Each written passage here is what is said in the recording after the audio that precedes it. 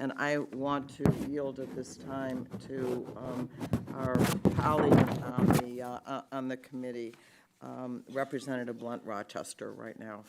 Thank you, Ranking Member Schakowsky. We on Energy and Commerce have sounded the alarm on supply chain challenges that threaten our health from drug shortages, our economy from rising prices, and our national security even before the COVID-19 pandemic. But we know that the pandemic exacerbated these challenges.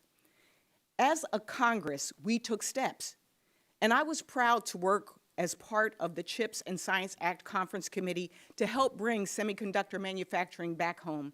But we all know that we didn't go far enough. That's why in February of this year, I asked my colleagues to work with me to develop a comprehensive, credible, and resource supply chains package to compete globally and create good-paying American jobs. The Republican supply chains discussion draft we are considering today is a good start, but I believe that Mr. Bouchon and I can make it stronger. When I worked on the Supply Chains Act with Representatives Dingell, Kelly, and Wild, we solicited the input of over 160 businesses, trade associations, and other organizations to craft that policy. In crafting our bill, Mr. Bouchon and I will continue to work with stakeholders so that we can provide that feedback. We agreed that our compromise will ensure that the federal government adopts the same spirit of collaboration, directing them to consult with all stakeholders, including labor and representatives from America's workforce.